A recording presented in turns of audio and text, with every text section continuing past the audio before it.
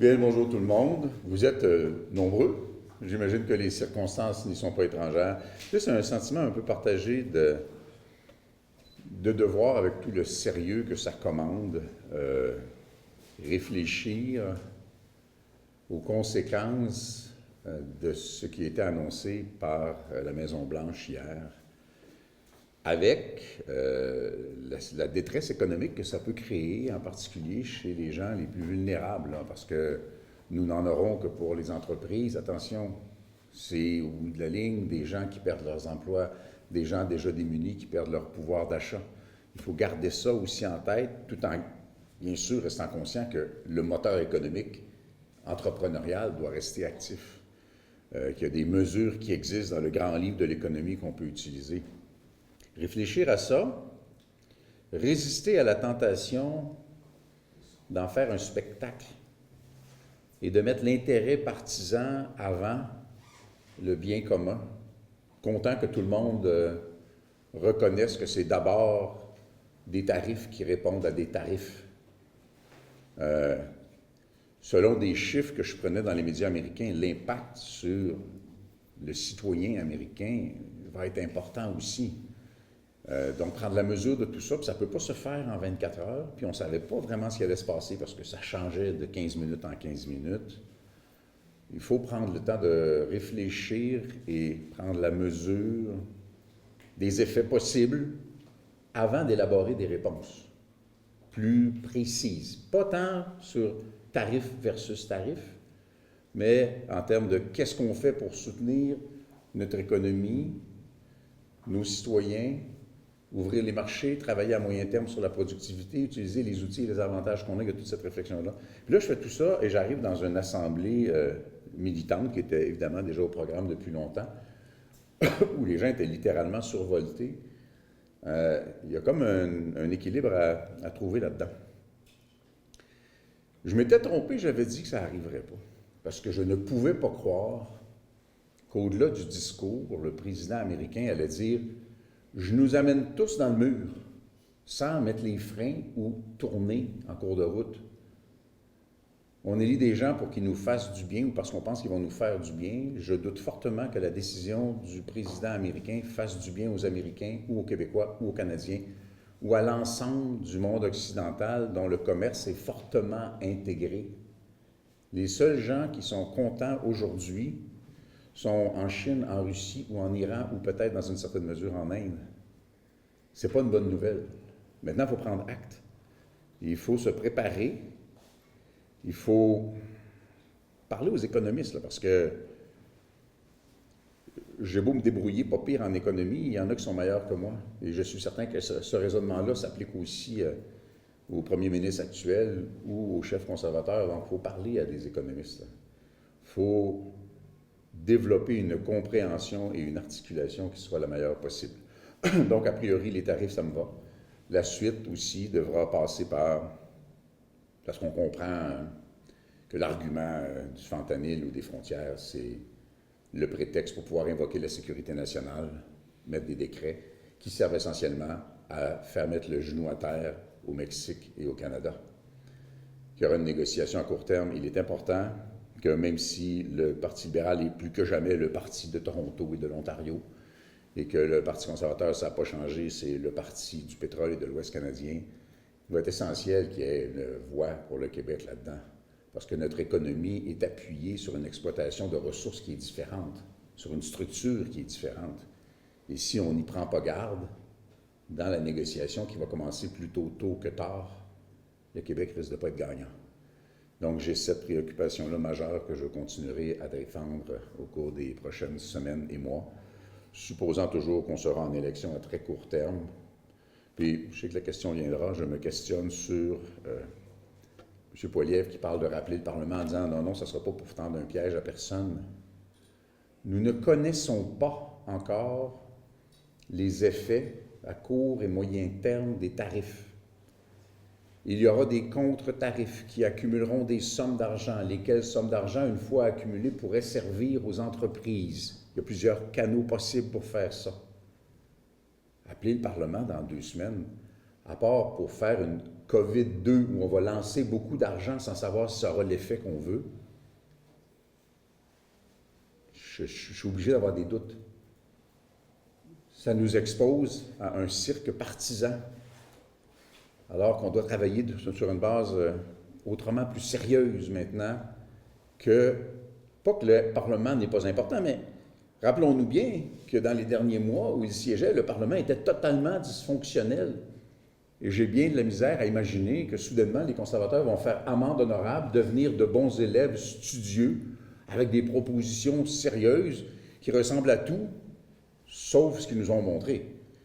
Alors, pas rendu là dans la réflexion, mais j'ai l'intention de parler à des gens extraordinairement compétents en matière d'économie et de commerce au cours des prochains jours pour que nos interventions soient fondées sur du solide plutôt que sur des enjeux partisans à plus court terme.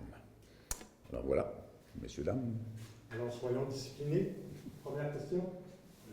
David du Charleboisier. Donc, pour vous, le choc n'est pas assez grand là, sur le Canada pour que les parlementaires travaillent ensemble. C'est ça que je comprends. Là. Alors, les parlementaires travaillent déjà ensemble dans la mesure où tout le monde est d'accord pour imposer les tarifs, mais que ce soit à l'intérieur du Parlement. En fait, c'est parce que si on appelle le Parlement, c'est pour adopter des mesures financières, parce que le gouvernement n'a pas le droit d'engager des sommes très importantes. Mais aujourd'hui, on ne sait pas ce que ça devrait être, ces montants-là. Je vous donne un exemple. On nous dit, l'aluminium, 90% de l'aluminium utilisé aux États-Unis vient du Québec. Sauf que les alumineries ont déjà des contrats garantis, selon les cas, pour plusieurs mois ou plusieurs années. L'entièreté du tarif va être absorbée par les Américains. Il n'y aura pas d'impact direct sur les alumineries. Donc, tu sais, c'est ce genre de choses. On ne sait pas exactement sur l'acier. Là, M. Trump voulait ajouter le cuivre dans ce raisonnement-là, plus l'ensemble des produits. On doit prendre la mesure, secteur par secteur, de l'impact des tarifs avant de déployer des moyens pour contrer les tarifs. Et ça va prendre, je crois, plusieurs semaines, outre la réponse tarifaire qui vient d'être imposée. Ça va prendre quand même un petit moment d'analyse puis de réflexion. Donc, les parlementaires peuvent s'exprimer comme je le fais maintenant, comme M. Poilievre l'a fait, comme M. Trudeau l'a fait, comme les aspirants peuvent le faire aussi du côté du Parti libéral. Mais appeler le Parlement pour possiblement dégager des sommes extrêmement importantes sans savoir si elles sont ciblées, aujourd'hui, c'est prématuré. Puis, j'ai une deuxième question. Oui. Si ça. Puis, concernant la Boîte du Québec, faites-vous confiance à M. Legault pour la faire porter haut et fort? Oui, mais il n'est pas au niveau fédéral, mais évidemment, on ne peut pas être... non, le Parlement du Québec est une voix du Québec totalement, absolument essentielle, nécessaire et légitime. Là, jamais je minimiserai ça. Dans les propositions qui ont été faites dans les derniers jours, il y en a qui venaient du Parlement de Québec. L'exemple du Buy American Act avec un effet miroir au Canada et au Québec, c'est une bonne idée d'entrée de jeu. Combien de fois on a dit que le gouvernement canadien n'imposait pas aux États-Unis les restrictions d'accès au marché public canadien que les Américains nous imposaient? Donc, d'amener cette idée-là, par exemple, c'est bon, il y a de belles et bonnes idées qui vont venir d'à peu près tout le monde. Il y a un processus de tri, d'analyse de ces idées-là. Alors, jamais je me permettrais de dire que l'Assemblée nationale du Québec n'est pas pertinente. Elle est énormément pertinente. Nous, on est la voix de ça dans le parlementarisme fédéral qui est à la veille d'une élection générale. Louis-Philippe Arsenault, Radio-Canada, la proposition du gouvernement d'hier, est-ce que vous êtes en faveur avec les tarifs qui sont imposés à une série de produits? Ma compréhension, sous réserve de détails à analyser, c'est que tous les partis fédéraux sont d'accord avec une réponse tarifaire du genre de celle qui a été présentée hier à ce que les Américains ont imposé. C'est la première réponse à apporter. Les autres devront s'ajuster sur ce qu'on aura compris des effets des tarifs qui ont été mis en place et devront cibler à l'intérieur de l'économie domestique du Québec et du Canada, entreprises et personnes vulnérables dont le pouvoir d'achat sera touché parce qu'en imposant des tarifs aux entreprises ou aux produits américains, on aura un effet inflationniste sur le marché domestique. Et donc, il y a des gens qui vont de nouveau être confrontés à une augmentation du coût d'un certain nombre de biens. Kevin Bellet de FM Charlevoix. Vous avez parlé un peu plus tôt durant votre allocution du rôle et de l'impact sur les régions périphériques dans la suite, c'est-à-dire un Québec qui est peut-être moins dépendant et plus solidaire à l'intérieur de la province. Pouvez-vous élaborer un peu c'est quoi ce rôle-là qu'ont les régions? En fait, c'est drôle parce que hier, j'étais avec un entrepreneur de Saint-Urbain qui est en train de fabriquer une usine dont la production, puis j'ai posé la question évidemment s'il était tributaire du marché américain, il dit pas du tout. Il va être appuyé essentiellement sur le marché québécois, puis c'est un investissement de plusieurs dizaines de millions de dollars. C'est ce qu'on devra soutenir. Mais encore une fois, il est très tôt, en dedans de 24 heures, pour être pointu. Le commerce entre les provinces canadiennes et le Québec est l'objet de davantage de restrictions que ce qu'il y avait auparavant entre le Québec et le Canada versus les États-Unis. Il y a certainement quelque chose à faire de ce côté-là pour compenser en partie l'imposition de tarifs par les États-Unis. L'utilisation par le Québec de sa participation à un traité de libre-échange avec l'Europe ou à un traité de libre-échange avec l'Asie, par le biais du Canada, bien sûr. Ce sont deux traités de libre-échange auxquels les Américains ne sont pas partie prenante, donc qui favorisent une diversification des marchés, ce qui ne se fait pas en quelques semaines. Mais je présume que les entreprises, depuis un petit moment, sont en train de dire « OK, quels sont mes débouchés alternatifs lorsque mon accès au marché américain sera plus restreint? » Donc, il y a des pistes à analyser dans ce sens-là. Puis, le mot solidarité, en matière économique, il faut le prendre avec une certaine prudence. Les gens font de la business. Peut-être que le nouveau partenaire va être un petit peu moins lucratif que le partenaire d'avant auquel on n'a plus accès. Mais les entreprises vont devoir se débattre dans ce type d'environnement-là. Il y aura un effet inflationniste à l'imposition mutuelle de tarifs entre les États-Unis et le Canada, les États-Unis et le Mexique, et les menaces que M. Trump a déjà faites à l'encontre de l'Europe. C'est l'ensemble des pratiques commerciales du monde occidental qui sont ébranlées. Et à la base des raisonnements présentés par M. Trump, il y a des erreurs de fait. Il y a des inexactitudes. C'est comme si une des plus percutantes politiques économiques mises en place dans les dernières années n'est pas appuyée sur la vérité. Oui. Zoé Couture, TVA Nouvelle, vous faites mention de l'effet inflationniste des tarifs qui ont été annoncés par M. Trudeau. Qu'est-ce que les gouvernements doivent faire pour limiter l'impact sur les contribuables? Parce qu'on sait que c'est beaucoup normé au Canada, au pays, de manière générale. Tout à l'heure, vous disiez, on veut que les entreprises diminuent leur gaz à effet de serre, donc se dotent de système et tout ça, mais ça a un coût. Et souvent, ça retombe sur les contribuables. Donc, qu'est-ce qu'on fait pour limiter les impacts sur les consommateurs? D'abord, c'est pas dans les médias, mais je vais le dire, puis je vais le dire souvent, là. Le coût de réduire les émissions de gaz à effet de serre des entreprises est infiniment plus bas que le coût de réparation des dommages dus au changement climatique, qu'on parle de feux de forêt, qu'on parle d'inondations, qu'on parle, tu viens de dévaster la Californie. Ça coûte beaucoup plus cher que n'importe quel tarif carbone. Ça, cette légende-là, va falloir en venir à bout. Dire, j'abolis une taxe, c'est toujours sexy, sauf que si la tarification carbone permet de développer des technologies et de réduire les émissions de gaz à effet de serre dont les effets à terme sont coûteux et dévastateurs, ça reste une bonne politique. Le risque inflationniste, comment on s'adapte au risque inflationniste? La première pensée me vient quand même dans la préservation du pouvoir d'achat des gens qui sont les plus vulnérables. Et qu'on ait une itération d'un traité de libre-échange qui fasse fi des singularités du Québec en matière de forêt ou de minéraux stratégiques ou d'intelligence artificielle qui est une signature québécoise ou d'aéronautique ou... Il y a ces enjeux-là qui devront être présents. Si on ne les impose pas, personne ne va le faire pour nous autres. Jean-Baptiste Lehec de Charles-Édouard. Vous aviez affirmé que votre intention était de renverser le gouvernement le 24 mars. Est-ce que c'est toujours le cas dans le contexte actuel? J'ai répondu cette semaine et je n'ai pas changé d'idée qu'il n'y a pas de changement là-dessus. Si quelqu'un rappelle le Parlement, on n'a pas le choix, on va y aller, là. Et là, ça va mener à des négociations sur je ne sais quoi et je ne sais avec qui. Je me méfie des entourloupettes du Parti libéral qui va essayer de mettre la table pour le remplacement de M. Trudeau par un ou une autre chef. Et encore une fois, la politique partisane va prendre le dessus sur le bien commun économique du Québec et du Canada. Je me méfie de ça. Et je pense encore qu'un des scénarios possibles, c'est justement l'élection la plus rapide possible pour qu'un nouveau Parlement, dont sera issu un autre gouvernement, quel qu'il soit, ait le mandat pour négocier de façon durable avec les Américains qui, pour l'instant, peuvent dire au gouvernement canadien, « Tu ne seras plus là dans 2 mois.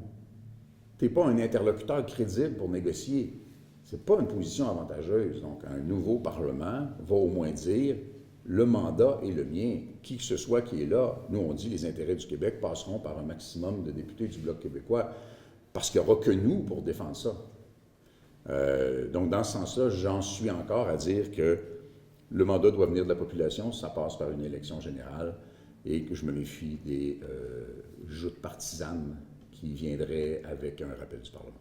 Si on revient au rôle du Parti québécois, du Bloc québécois, excusez-moi, dans le cadre de cette crise-là, pouvez-vous revenir avec quels sont les plus grands chevaux de bataille sur lesquels vous allez vous concentrer dans les prochaines semaines? D'abord, la première chose, mais ce ne sera pas très public, c'est de parler à des experts en commerce. On en a à l'interne, je veux sortir de l'interne. Je ne veux pas dire des niaiseries lorsque je parle en public. Je veux qu'on soit le plus articulé possible. Mes connaissances actuelles en économie ne sont pas si mauvaises, mais je veux parler à de grands experts en de telles matières pour savoir vers quoi on va. Après ça, ça nous permettra d'avoir un avis sur ce que sont les meilleures mesures, les moins bonnes mesures, qui ne soient pas simplement de dire on va dilapider plein d'argent pour faire plaisir à plein de monde parce qu'il y a une élection qui s'en vient. On ne doit pas aller dans cette direction-là. Et évidemment, qui, à part le Bloc québécois, priorisera l'aluminium? Qui, à part le Bloc québécois, priorisera la forêt? Qui, à part le Bloc québécois, priorisera l'intelligence artificielle? Qui, à part le Bloc québécois, priorisera l'aéronautique? Qui, à part le Bloc québécois, priorisera tous ces secteurs économiques qui sont la signature québécoise dans notre économie? Et il est singulier que le Québec ait une économie à ce point-là construite autour d'une PME à propriété locale dans des secteurs très industrialisés comme la région de Drummondville ou la Beauce, qui sont près de la frontière sud. Les gens qui vont le plus souffrir de la politique de M. Trump, c'est notamment les gens de la Beauce. Les gens qui vont le plus souffrir d'une politique pétrolière canadienne qui va pousser le dollar vers le haut et nuire aux exportations, c'est les gens de la Beauce et du sud de Québec. C'est assez singulier, mais il va falloir aller leur dire à ces gens-là. Donc, si le Parlement siège de nouveau d'urgence, vous ne vous engagez pas à voter pour ce plan qui pourrait être présenté par le gouvernement? Si le Parlement est rappelé, ce qui n'est pas pour l'instant ma préférence, parce que je n'ai pas les arguments pour souhaiter qu'il soit rappelé, on va participer avec tout le sérieux auquel on a habitué les Québécois et les parlementaires à l'exercice parlementaire. Et s'il y a un vote à prendre et que ce qui est dans le vote est bon pour le Québec, on n'ira pas à l'encontre de ce qui est bon pour le Québec. On ne l'a jamais fait, on ne commencera pas maintenant. Maintenant, qu'est-ce qu'il y aura là-dedans? Mon argument, c'est de dire appeler le Parlement est un prérequis pour dépenser des sommes. On parle de nouveau de milliards de dollars dont on ne peut pas dire aujourd'hui à quel est le meilleur endroit où les envoyer. On ne peut pas envoyer une série de chèques à toutes les entreprises qui exportent aux États-Unis. Il faut être plus ciblé, plus créatif, être davantage orienté vers d'autres marchés ou de l'innovation ou je ne sais quoi. Il faut en parler. Et il faut que le gouvernement, parce qu'il a tendu la main potentiellement à l'opposition officielle, et avec nous, puissions ensemble réfléchir, discuter, dire aux Canadiens et aux Québécois qu'on va vraiment, dans un contexte de crise, travailler pour leurs intérêts à eux d'abord, plutôt que les intérêts partisans. Dans cet environnement-là, s'il y a un rappel du Parlement pour les bonnes raisons, on va aller siéger. On n'a pas le choix, puis ça ne nous dérangera pas. Mais aujourd'hui, je crains l'astuce électoraliste. À travers les tarifs, vous préparez les prochaines élections, puis vous avez mentionné tantôt vouloir le plus de députés possible. Hier, vous avez passé la journée dans Charlevoix à rencontrer divers acteurs, dont l'usine à Saint-Urbain. Qu'est-ce que vous entendez des gens sur le terrain, puis c'est quoi les enjeux pour la région de Charlevoix? Étrangement, les effets indirects des tarifs sont discutés. Moins les effets directs. Ça doit dépendre du tissu économique du secteur ici. Donc, c'est des rencontres où des gens qui craignent pour les plus vulnérables. Ça, c'est une sensibilité qu'on avait déjà. Évidemment, les agriculteurs Eux autres voient bien que dans les demandes américaines, dans la négociation qui s'en vient, il y aura des attaques contre la gestion de l'offre. Et ça ne peut pas être une bonne nouvelle. Je rappelle que tous les partis dans le Parlement fédéral avaient voté en faveur de la gestion de l'offre, mais que les conservateurs et les libéraux se sont cachés derrière leurs sénateurs non élus pour saboter la gestion de l'offre. Il faudra y revenir vite, parce que c'est crucial. Ne pas faire ça pour les agriculteurs du Québec, c'est abandonner un énorme morceau de notre économie. Donc ça, évidemment, ça nous a été représenté hier aussi. Puis, il y a le bon là-dedans. Il y a comment peut-on faire sélectionner désormais des projets qui, dans bien des cas, sont déjà à l'étude, qui vont viser d'autres marchés que le marché américain. Tu sais, ça change la grille d'analyse, et tout ça ne se fait pas sur un 10 cents. Ça prend 2-3 pas de recul. Le premier choc est absorbé au moins pire possible par une réponse tarifaire. Là, il faut entreprendre une deuxième phase de réflexion sur comment ajuster l'économie du Québec et du Canada durablement, parce qu'on a laissé développer cette dépendance-là par rapport au marché américain. Il faut durablement avoir une approche plus diversifiée. Est-ce que vous invitez Une petite dernière, puis après ça, on va y aller. Une petite dernière. Est-ce que vous invitez les consommateurs québécois à acheter canadiens, du moins québécois? En même temps, ils ont une limite. Il y a une limite à ça, c'est ça. On a eu la... Est-ce que le gouvernement peut faire quelque chose? On a eu la... Bon, il y a plusieurs affaires. Un, les gouvernements, tout palier confondu, peuvent cesser de faire affaire dans l'avenir avec les services de nuage d'Amazon, par exemple. Les municipalités qui parfois achetaient leurs produits de la même source, il faut faire attention à ça. Il y a toute une liste, je voyais passer ce matin un espèce de tableau avec plein de logos d'entreprises américaines. Évidemment, le premier réflexe des Québécois, sans lancer le mot boycott à tout vent, c'est de privilégier la consommation de produits québécois. Ceux pour qui ce n'était pas déjà un réflexe, toute autre chose étant égale, je pense que la plupart des Québécois aiment mieux acheter un produit québécois. Mais privilégier davantage encore des produits québécois, quitte pour ceux qui en ont la capacité à payer un petit peu plus cher. Ça aura un impact sur notre économie. Pas de campagne belliqueuse de boycott, parce que dans l'économie intégrée telle qu'on la connaît, ce n'est probablement pas applicable de façon intégrale. Merci beaucoup.